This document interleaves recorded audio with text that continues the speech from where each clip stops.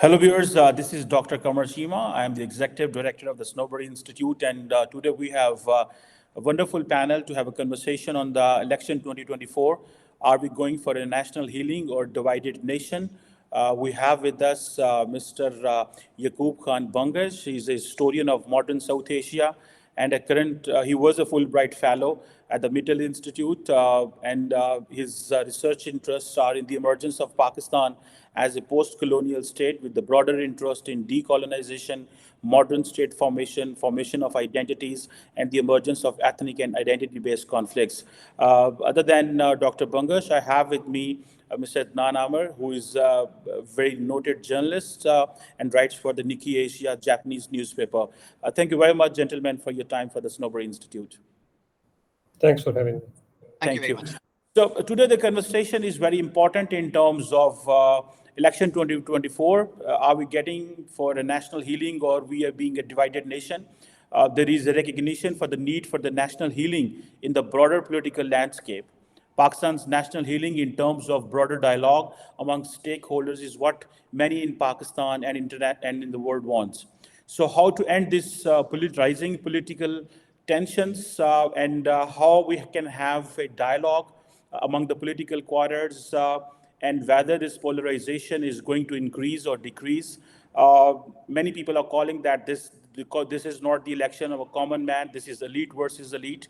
Are center and periphery more connected or disconnected, and what international community is thinking about this election? So first, I would request Dr. Bangesh, if you can tell us that how do you see this 2024 elections? Are we moving towards dialogue?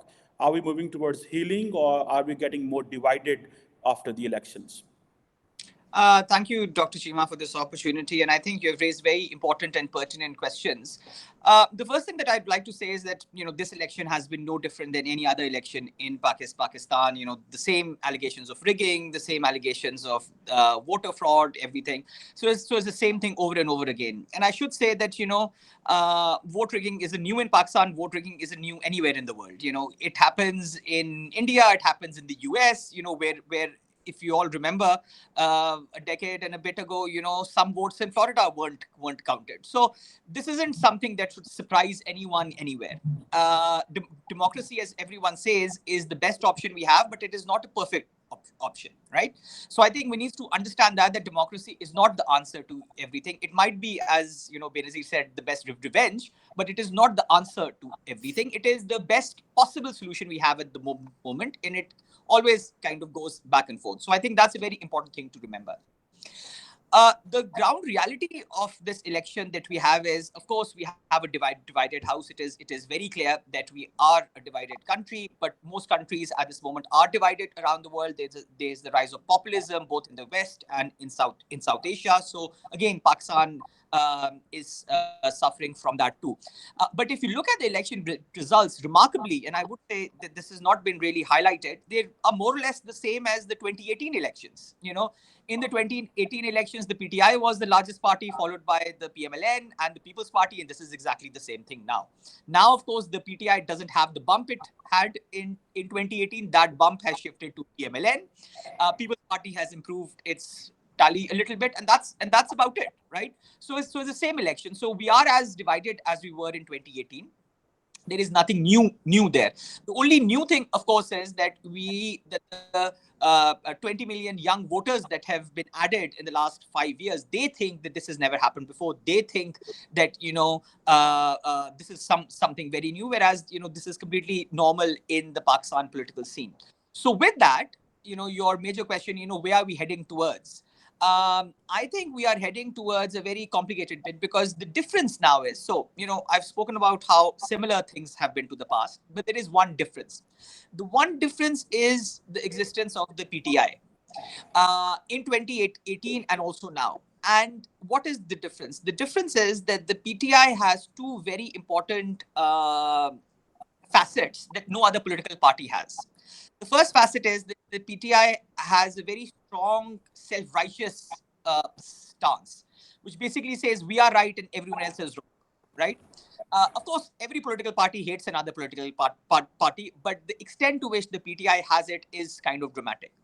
Second issue that the PTI has, which differentiates it from normal other political parties, is the sense of that the PTI thinks that only it has a legitimate mandate and no one else has a legitimate mandate, right? Which again, political parties, of course, challenge the mandate of other people, but no one rejects the mandate of other people, right? So, let's just take a non-Pakistani example there. In a few months, there'll be an election in India. BJP is going to win. Modi is going to come back. The Congress is supposed to win some seats. But Modi is not going to turn around and tell the Congress that you have no legitimacy. You should have been at 0 seats. Because there will be some seats, they might not make the government. But here you have got the PTI that says everyone else should be at 0, and we are the only legitimate factor there. So that complicates the way politics kind of develops. And I think that's a very important key factor, because you said that we need to move towards a time of national healing. National healing cannot happen when one of the players can only accept a win, and there is no other option. That's the complicating factor. Now, I think there's one positive silver lining there, which is that with Imran Khan in jail, they might, and might is a very big might, a maybe that I'm saying. There might be a chance for the PTI to develop into a real political party and actually engage with the political process rather than rejecting the political process. This may be a chance. Let's see. We don't know. Just a couple of minutes earlier, I'm sure you have also heard that Imran Khan nominated Gandapur Saab as the CM KPK. So it seems as if he hasn't learned. But there is at least some chance that the PTI to accept the framework that it is in, accept the political framework and move on. Because without that, this polarization will only increase. And as we have seen with other countries around the world, let's see what's happening in India. 10 years of Modi rule in India have made all non-Hindus as second-class citizens, right? You see what's happening with Trump in the US. You see what's happening with Bolsonaro in Brazil. You've got, populists in lots of European places like Hungary. So, this is kind of increasing. And I think we have a chance at this moment to really control this and bring populist ideas into the digital mainstream framework so that things can go forward. That's a grand hope, but, it is possible that it can happen, but let's see how things pan out. Thank you very much, Dr. Bangesh, for elaborating this entire situation in a clear manner. And I think you have summed up the entire story. Moving on towards you, Amir. How do you see? You have been covering the Pakistani elections. You have been very active on Twitter on these elections and talking about different constituencies, different political parties, and even telling us the truth, which you believe is right. So how do you see the 2024 elections after moving towards stability, or as Dr. Bangesh have raised some very critical questions, do you also subscribe to that theme? Thank you, Dr. Chima. Thank you for giving me the opportunity. Actually, my point of view is a bit different.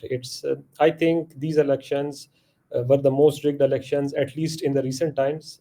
I have been covering elections as a journalist. So this is the third elections that I have covered, 2013, 2018, 24. And I can easily say like they were the most rigged and most controversial, at least since 2013.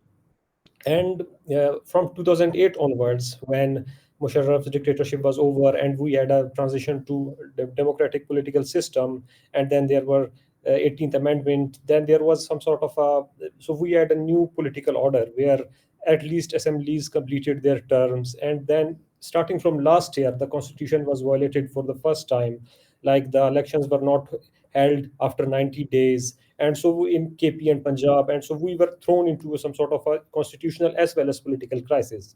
And the situation of economy and even the foreign investment that our economy relies on, everything was dependent on political stability that was expected after these elections. But the manner in which these elections were conducted, I think all those hopes have been completely shattered, at least in my opinion. So let's discuss some facts. For example, I think ECP is to be blamed here, and they have to be blamed a lot because ECP has completely become an hostile party against PTI. And we know we do not want to go like further behind who is behind ECP, but let's keep it there. And so if ECP is completely hostile party against PTI, they they just pursued the case that resulted in PTI losing its symbol, and because of that, now we have this situation that PTI as one is the single largest party, but as an independent, and they have no legal way to control these things. Secondly, the election day. So I covered it from Islamabad, and I visited dozens of polling stations here, and I talked with a lot of people. So people came out in droves to vote, and they just wanted to take the destiny of their country in their own hands. Like they believed in something, they came out and they came out and vote. And the voter turnout in Islamabad was highest as compared to all other provinces. And still, the results that we have, they are completely disappointing. And I think this entire debate of election, I think we cannot start it, we cannot talk about it unless we just talk about these things. And the way ECP dealt with these things, and the suspension of the internet and the election management system, like they spent 320 million rupees on it, and ECP said that we don't even need internet. Our system is foolproof. Even if there's no internet, we will manage it. And we know what disaster it happened. And at the night of the elections, the results were won, but then the things started to change. So these are, in my opinion, these are the one of the most controversial elections, at least in the recent times, and there's no denying of that fact. And secondly, you talked about peripheries. So if we just go to Balochistan, what happened there? And the mainstream media has completely ignored it for the reasons that we know, because it doesn't get a lot of ratings and eyeballs. But in Balochistan, we have a bit different context there. So we need to understand this, because there are a group of people who want to secede from Pakistan, who are just in a war against the state. And then there are these political parties. They say, no, we want to remain a part of Pakistan, and we want to take part in this political process. Now, in these elections, these parties have been completely forced out through manipulations and through rigging. So their seats that they had won, they have been given to relatively unknown people who have joined PPP and some other parties. And so, for example, let me give you the example of PB44 Quetta, so where I used to live once upon a time. And in that constituency, the PPP candidate, which who has never been there, who has never lived there, and he was on the number seventh, not one, two, not number seventh, and now he has won. So this is the case with most of the constituencies in Quetta, and even as we speak, there's a complete shutdown strike there. A lot of highways have been blocked in protest, and the results have been changed and everything. So there's complete disconnect, there's complete discontent, and people, and even like Dr. Malik Baloch, who used to be the chief minister, now he's like, making very these harsh statements, and he's like, in a way, he's saying that why should I not go to the mountains and pick up the weapons if you do this to me? So I think in that way, these elections have been very disappointing. Uh, if we talk about bringing Balochistan into mainstream. Hmm. And coming back to the Yes. Senate, I think so. Now the way these elections have unrolled and the things have gone further, I think we are further going towards a divided nation healing. I don't see that coming. And now the People's Party and PMLN, they are negotiating a power sharing deal. And now like on Sunday we heard about, like, both the parties are saying that how we can just share the office of prime minister for 2 hours, like which happened in Balochistan in 2013. So, and again, the situation of the economy. I think it would be very difficult for whoever comes to power, and they will be very unpopular from the day one. And the time, and it is again it provides a very futile ground, sorry, a very conducive environment for the PTI to increase its support, to increase its vote bank. And like I want this government to succeed, but I don't see it working, and I see an early election once again. Thank you for giving your opening remarks, Adnan. Dr. Bangash, coming back to you, this particular idea that there should be a national dialogue and we should talk with each other, and particularly the political quarters, they can stop this political polarization. But what if Pakistan Tehreek-e-Insaf, led by Imran Khan, just now, while speaking to media in the jail, he said that we are not going to talk with the PMLN, not People's Party, nor MQM. So this particular trend, and as you were saying that they have developed this trend of self-righteousness, and they believe legitimacy only lies with them. How do you find where are we moving ahead with this if They got the best of the seats, maximum seats, but they cannot make a political coalition with People's Party nor with anyone else. So this attitude of not getting into this engagement and not sitting on table for a broader good of the country, where will this lead us in coming years? Yeah, that's the main question. But let me preface this by saying, as Adnan Saab was saying, I think one of the problems with Pakistan, of course, because I'm a history person, I always kind of look at things in a historical context. People talk about rigged elections. We have even had change of governments in the without even holding an election. And that was done right when Pakistan was actually created. And then there was the 51 election, the first election in Pakistan in the Punjab, that was rigged. And then, the NWFP election was rigged. So saying that, this is more rigged and that's less rigged, it just depends which political side you kind of go on. If you forget that it's 2024 and go back to July 2018, and if you were a supporter of the PMLN, you'd say this is the most rigged election that has happened, where, scores of seats were added to the PTI tally. Look at Karachi. Karachi 2018 and 2024 are actually the hilarious opposites of each other. Where in Karachi, because of the push that was given to PTI in 2018, MQM was down to hundreds of votes. Not even thousands, but hundreds.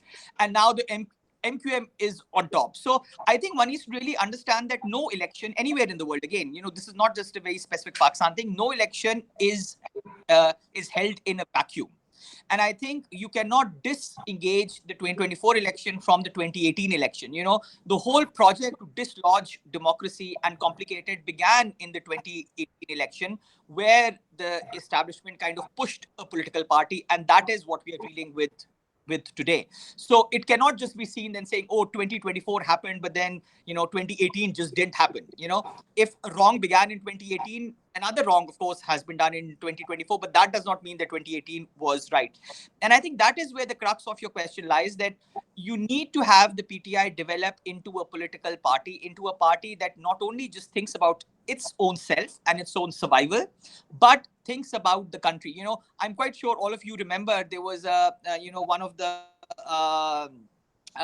rallies that Imran Khan was holding once. He actually said, after the vote of no confidence, and he said, and I paraphrase because he was saying it in Urdu, but he said that it would have been better for a bomb to be dropped on Pakistan than for the vote of no confidence against him.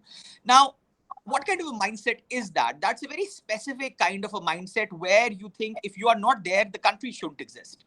And I think that's a very important question. You need to be in that place where you think that the country is above you and you exist because of the country. And even if someone else comes into power, why not help them into making the country better?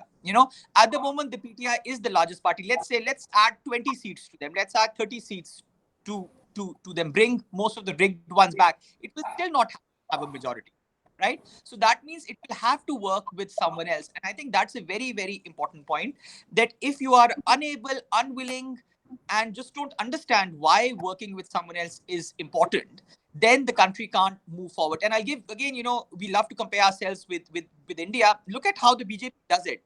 The BJP on its own can make the government, but yet it is in an alliance called the NDA, the National Democratic Alliance, which has about 15, 18 parties. And just today, a very small party that doesn't even have even one member in the Lok Sabha, Rashtriya Lok Dal, joined the BJP. Why does the BJP care? Right? It should care because it has numbers. It cares because if you want to run a country, if you want to take the country forward, you have to make these local coalitions, because you just cannot depend on your own metal to say, okay, we are the only ones, no one else should have any legitimacy. So, Modi is a very good example here, where even though the BJP doesn't need anyone, at all, yet they take people. And I think this is something that India should learn, has to learn. And there is great hope. There are great people now in the PTI. I hope Manakam Raja's constituency result will be corrected. If people like him are in parliament, the PTI has a good chance in actually developing into a political party. So there is hope, but I think a lot of work needs to be done. And again, putting Pakistan first would need to be done. That has to be a sine qua non. You can't say I am first, and if I'm not there, the country can go burn itself. That's not the right attitude. That attitude would need to change, which will be very hard. But again, if some good people come in, again, Salman Akram Raja is one person, Mehrbano Qureshi is there. There are several new people who have now joined the PTI who, if they have something to say, I hope, will steer it into the right direction. So, as Dr. Bangash is giving us a picture where we can move towards dialogue, if and we have to come out of that particular mindset as the Pakistan Tehreek-e-Insaf, the party of Imran Khan, they need to develop into a political party. What he's saying. Adnan Sahib, you have been covering politics and you have looked at the political manifesto of these political parties. Do you? Many people are lamenting the political parties, and they're saying this is elite versus elite, and there is no one who is talking about a common man. Do you buy this perspective, which is coming from people that it's just the elite which is running the country? They have their own interests, and they are not paying attention to what the common man needs. How do you see this argument? Yeah. So before coming to that, I think again going to the election rigging point, I agree with Bangash Saab. Like most elections in Pakistan have been rigged, but I was talking about like my experience from 2013 and onwards. So for me, for that was the most rigged elections because it's the first time that we have a major political party being deprived of its symbol and the internet was closed and things like this. So I think we need to call it what it is, and I again agree that we cannot like eliminate 2018 from this picture. The PTI was brought into power by the establishment, and the way PTI governed, it was a disaster, and it was very unpopular by early 2022. So, if at that time, when the current again the establishment, along with these political parties, they just toppled the PTI government, I think that was like a injection to the PTI, and that's how their popularity started. So these are the facts that we need to agree on, and I agree on that as well. And so PTI has done a lot of things. They have said a lot of things which are not right. I agree with it. And uh, appointing or nominating Gandapur is again one such thing. So I know they have not learned, but the thing is that who is going to be the judge of what is PTI is doing or doing right or wrong? It cannot be analysts like me and you. It has to be the people, and so the people are repeatedly voting for them. So we cannot deny this fact. So if we support democratic process, if we are supporting a democratic system, so if people are supporting them, people are voting for them, irrespective of what are they doing is good and bad, then I think that needs to be respected. And same goes like with the PPP. For example, PPP in interior, same, it is blamed that they have a very repressive regime there and there is no development, but still time and time again they get voted out, so people vote for them. So there has to be a reason. So we also need to take that factor into account, that the people's wishes need to be respected. And I think we need to break this cycle. So if 2018 elections were rigged, establishment was involved, then they should not be doing the same in 2024. So if they do it now, if they again repeated it, then again it's not good for the country. So there has to be, so whenever there are like in even in this elections or the next time, so it's in the best interest of the country that the establishment or all the political stakeholders, they just let the people decide their representative, irrespective of whoever that is. Now coming to the point of elite versus elite, I think I completely agree with it. And when even PTI formed its government in 2018, most of the people, most of the political leaders that were in PTI used to be the part of PPP and PMLN. So in that way, there was no change. So there's a change of leadership. Maybe there is Imran Khan, or then there is Nawaz Sharif, then there are Bhutto Zardaris, but there is that the people on the second tier, they remain the same. And now another important thing is that it has become very costly to contest elections. Like until and unless you're not a billionaire, you cannot like run an election campaign. So for example, let me just give you an example again of Balochistan. So we have this one constituency which comprises of 4 districts. It's called Rakhshan division, and the entire area of that constituency is equal to Khyber Pakhtunkhwa province. So that's just one seat of National Assembly. So even if somebody has to really do political work and canvassing, and even visiting this entire will require a lot of cost, a lot of expenses, and the common people cannot even think about it. So there is no denying of that fact. And even this time that even as I mentioned about Balochistan, that these relatively unknown people, they have won. So there are again allegations that their opponents are making, that they have paid a lot of money to get elected by the people who are deciding these results. So it is already is election of elite, and these are the same powerful people. They already buy their way into the Senate. Now they are also buying their way into provincial assemblies and national assemblies, and there's extremely very limited space for a commoner, for a political worker to be a part of this process. So, Dr. Bongish, since we have been talking a lot of, we find that there's a political chaos, there is an uncertainty. So, how to lift people's morale? I think that's a very important question. And domestically, as we are talking, we are polarized, we are disconnected, we don't want to talk. And then the international community has also put a question mark on our democratic process, where they are asking us for to check the irregularities. How we have to move on from this space, that domestically need to put the morale, internationally we are being asked to address these things. How do you see this dilemma? Uh, Dr. Shima, I think two very important things are one must consider, and I think they will kind of take us forward. The first thing is that the only way this cycle of poll rigging and the establishment doing whatever can change is if there is a political consensus that political parties will not play with the establishment.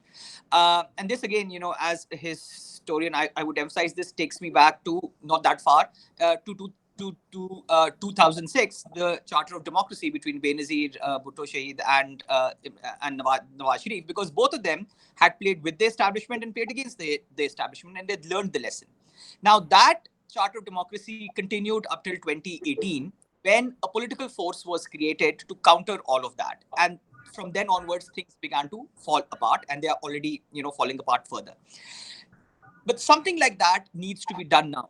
Imagine, for example, imagine the PTI turns around today and says, right, we want to sit with the FPM, People's Party, Noon League, everyone, and say, we will all make a national government and we will end the non-political interference of any organization in the process. It'll be a win-win, right? The problem is that we have enough people in the political system who have influence, who are also popular, who don't want that. For whom the interest is, no, I need establishment on my side. For a long time after the whole April 2022 episode, the whole time Imran Khan was actually saying, get on my side. Why are you on the other side?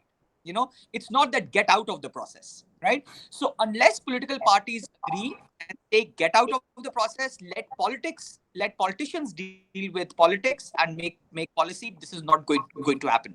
And somehow, and I don't have the answer there, but somehow we need to develop a consensus where anyone who plays this game should be delegitimized. The key of delegitimization should be that you want to play this game with the establishment and get on their bandwagon, right? Because if this had not been done, we would have still been in the Charter of Democracy territory and things would have been going around fine. We did have 10 years of relatively democracy, where the allegations of weren't that much, where things were moving forward. We had the 18th Amendment too. We had two changes of government that had never happened in the history of Pakistan, right? So things were moving forward, and they were derailed because there were political forces that agreed to derailment. And I think that needs to end, and that can only come through the politicians. So I think that's the first thing that needs to be done. Very hard to do, but I think that needs to be done. The second thing which needs to be done, and here I would like to quote a lot of people made fun of them and said there are some other things. The whole reimagining Pakistan thing that Shahid Khan Abbasi, Mifta, and Mustafa Kokar were actually talking about.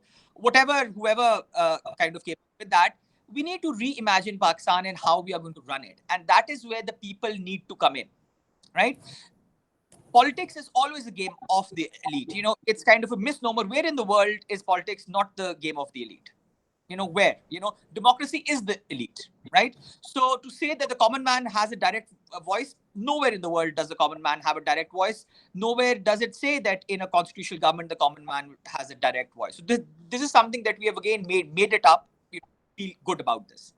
The point is where the common man has an ideal is where you have that social contract, where you have an idea of what kind of country you want to create, where you have an idea about how systems should run in your country, how parliament should run, what's the role of the judiciary, what's the role of the military. That is a reimagining Pakistan thing. However it is done, that is where the people are central. And we need to have that national dialogue, that national conversation, which we have not had. Because you see, one of the problems that Pakistan has had, and again, it's a historical problem. Our first constitution took 9 years. That's an extremely long time anywhere in the world. And then it lasted less than 2 years. And then the constitution we have now was when Pakistan was divided. Pakistan was halved. It's after the independence of East Pakistan as Bangladesh. So you had a constitution that was built, that was created by what's called the rump parliament. It wasn't even the full parliament. It was less than half of the parliament. So we never had that kind of a conversation saying, what does it mean to make a constitution? What does it mean to make, at the moment, let alone the military establishment, every political party has broken the constitution. No one can say we haven't done it, right? So does that show that they respect this document? No, right? So we need to get that conversation done. We need to get the people involved, and the people need to be educated and sensitized. They need to vote like that. They need to think like that. They need to accept it. I actually think, in a very sad way, that most of Pakistan's population doesn't really care much about the constitution.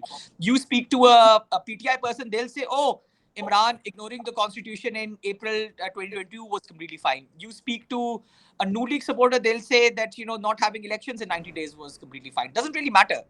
This is the common man we are really talking about. So that kind of a national dialogue where the people are involved and our people are educated, why this is important, why it is important to have a constitution, because this should not happen that once someone is supported, then someone else is supported, and then these games continue. For this, we need a national dialogue, which will take time. It's not an easy process. It will take time. It will be very hard. We might need to have some kind of a truth and reconciliation kind of a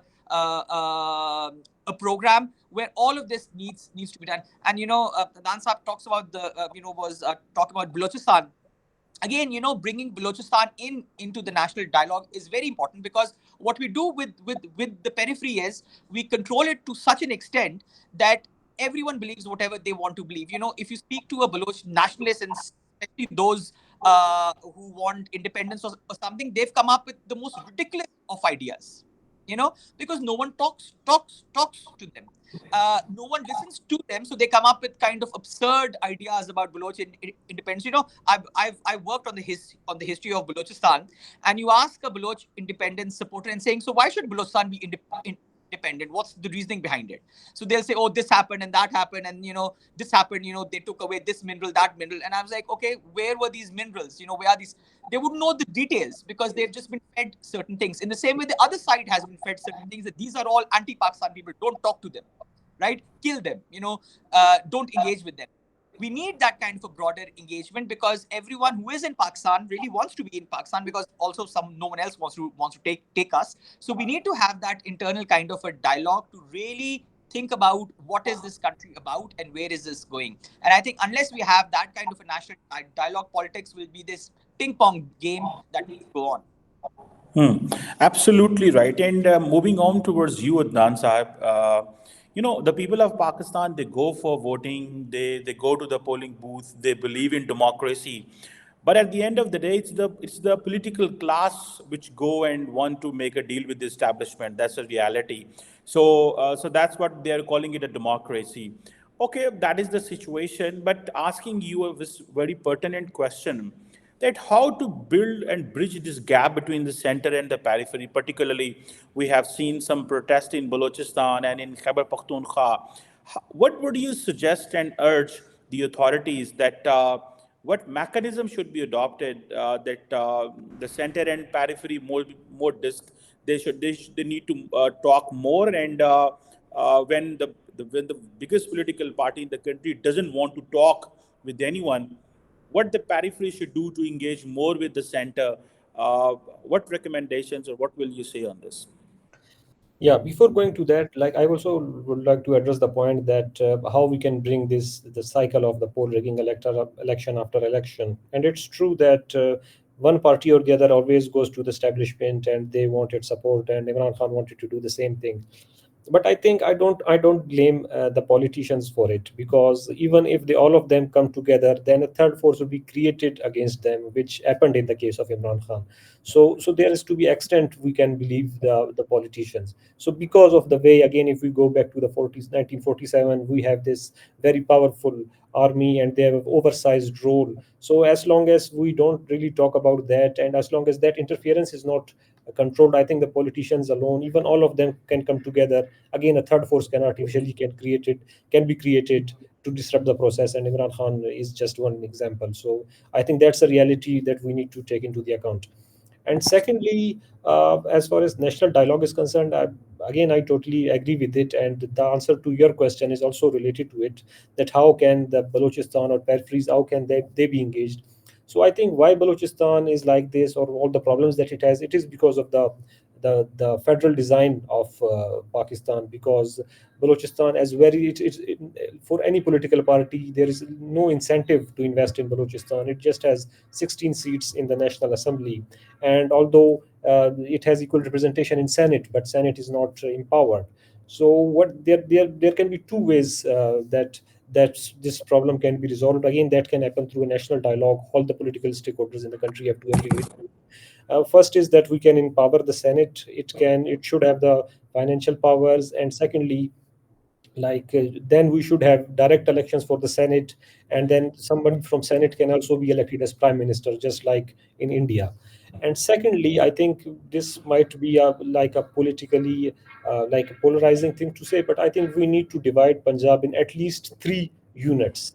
So if we do that, then we will be having then Sindh and Khyber Pakhtunkhwa would be almost equal to those divided units, and then we will be having some sort of a realistic sort of federation. Because now Punjab is 53% of total Pakistan in terms of parliament. So even if you assume a scenario where there's just one political party winning from Punjab, just like PMLN in 97 or 2013, that they don't need anyone else from any part of the country to govern, and that makes it a lot of problematic. Because then Nawaz Sharif or whoever is, they just only care about Lahore or almost for central Punjab, and they totally ignore the peripheries. Then a lot of problems come in. Then because these are ignored, they are not taken board on different things. Then a lot of ideas are harbored, and then there are again external forces hostile to India. They then come and they exploit the situation, as what is happening in Balochistan. So I think these are the things that we can do. But again, in the current polarized environment, the way we have had elections, I think uh, that doesn't seem possible. And even if the current assembly tries to do something, then again it will be the same PTI and Imran Khan. They would be going to oppose this thing and torpedo all such efforts. So before going to any such thing, I think it's must that we should have a government, we should have an assembly where nobody has problems about rigging allegations and everything. And I am pessimistic about it. I don't see that happening anytime soon. So, Dr. Bangash, while concluding this session, I really want to get some recommendations from you that you have spoken about the reimagining Pakistan dialogue, and those who want to get the support of the establishment, they should be delegitimized. But how to engage the youth, which basically believes in itself, maybe in the politics of division, for example, the literacy rate is not very high. They just cannot differentiate between the right and wrong information coming from TikTok, Facebook, and much of the information, we coming from Facebook or from even Twitter, from YouTube or TikTok. The youth cannot process that information because of not having that background knowledge about the things. So how to engage the youth, which in fact likes the politics of division because of illiteracy, because they cannot differentiate between the information which is coming. So what would you suggest on that, Dr. Bangash? I think these are very important questions, but let me just quickly agree with what Adnan Saab said. I think we need some structural reforms in Pakistan, and that's very important. I think the Senate, again, be empowered further. Not quite sure about direct elections of the Senate, but I think the Senate's powers need to be increased so that Pakistan becomes a proper federation. I think that's a very, very important point. Again, the Prime Minister can be elected from the Senate, and Senate should have at least equal say in terms of money bills. So I think that's a very important reform that needs to be done. I also fully agree that we need a lot more provinces. And, again, India is a very good example there. We thought that, India has gone on from about 9 provinces to about 27 now. And it keeps on increasing. And having new provinces strengthens the country rather than weakens it. But we have gone the other direction, thinking that if you've got fewer provinces, that's very good for us. Again, the Punjab can, as Adnan Saab said, be easily divided into 3. You can actually have a Pakhtun province. Putting the northern bit of Balochistan and then the Pakhtun bits of Khyber Pakhtunkhwa together to actually have a Pakhtun province for the first time. We need to make Gilgit-Baltistan. We don't talk about it any longer. Gilgit-Baltistan needs to be turned into a province. So we need all those kinds of reforms where we need to make the federation work in these senses. Coming to the youth question, Dr. Chima, I think it's very important to focus on education. One of the real problems Pakistan thinks is that education just depends on making more schools and colleges and universities. We have this ridiculous idea, and this is again across the board with every political party, that let's make more universities. So we just keep on increasing the universities in the country, whereas they have no quality. They give degrees that aren't even worth the paper they are being printed on, and we think, oh, that's really great. Now, again, look at history. When Britain ruled the world, it had Oxford and Cambridge. It didn't really need 20,000 universities. You need good universities. You need good education.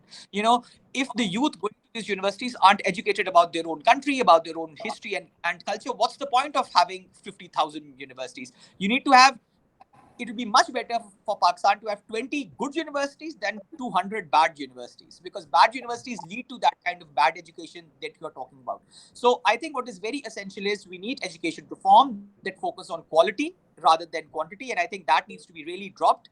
This whole Dr. Ataur Rahman idea of just numbers, that needs to be just left. We need to ensure that our youth know about Pakistan. I teach a class on the history of Pakistan every year, and I'm shocked how little people know about their country, and I'm shocked how little people care about their country. And this is again across the board, all political parties, supporters amongst the youth. And you see what the AGC has done at the undergraduate level. Pakistan studies, the history of Pakistan used to be 3 credit hours. They brought it down to 2. So they actually want people to know less about their country. We don't have any class that teaches them about civic education. There is no class about civic education, and in a very odd manner, non-Muslims are supposed to do civics, whereas what means that Muslims don't need to know about civic education, about how to be a good human being, how to be a good citizen. We need to have citizenship education. That is really, really essential.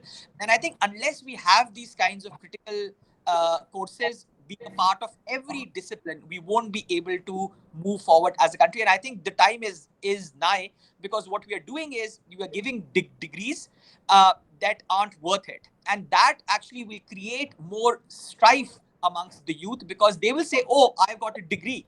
Now, it's very hard for us to go and tell them, you got a degree, but it doesn't really mean anything. That will enrage them further. That will create more polarization. So we need to fix the education thing. We need to get them educated, make them think like citizens.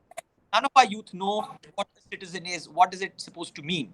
So that is really essential. And I think even if you begin to fix this, it'll take 10, 20 years to fix this. But let's begin with that. And, let's hope that some political party cares about it. At the moment, it seems as if that no real major political party cares about this great problem, because we have now millions and millions of youth that have literally a fake degree, and they are going to get more educated. And once you do that, you won't get a job. When you don't get a job, that is when you come into a populist category. We have got the best example of Germany. How did Hitler come to power? He came to power over these kinds of anger in the population, and where fascism leads, we all know. So I think we need to be really careful. Pakistan hasn't gotten there as yet, thankfully, but I think we need to prevent this from getting there and work towards fixing this right now. Thank you very much, Dr. Bangash, for these remarks. I will come to you, Adnan, for giving any concluding remarks, and particularly on this youth which gets attracted to this politics of populism. And normally they are bombarded with so much fake information that comes on TikTok and Facebook. What recommendations would you give for our youth so that we don't get trapped into this politics of hate, which comes from sections of political class? Yeah, so I would agree with what most of the things Bangash Saab said, and I would just add to it that what we need is transparency and more transparency. I think we should, if we should have fair elections, we should accept what was fair and what was not, and more importantly, again, if youth, we should not suspend internet. We should discourage suspension of internet, closure of social media. We should let the youth like understand for themselves. Ultimately they will understand what's good or what's bad. There are a lot of ways that they can be educated to understand what the fake news and disinformation. But the bans, the censorship and things like this, I think these just add fuel to the fire. And again, the critical voices within the community, within our society, even journalists, I think they should be allowed to be critical and they should be allowed to express their opinion. And because censoring them would not lead us to anywhere. And I think we have a huge youth population, and this can be a disruptor, and it was in a way in these elections. So I think we need to empower them. We need to give them as much as information as possible, and we need to be as much transparent as possible in our nation. And I think that can be the first step towards resolution of all our problems. Thank you very much, Dr. Jakub Bangesh, for your insightful comments on this election 2024 National Healing or Divided Nation at the Sanober Institute. Thank you, Adnan Amar Saab, for your wonderful perspective. Thank you for joining this platform. Thank you.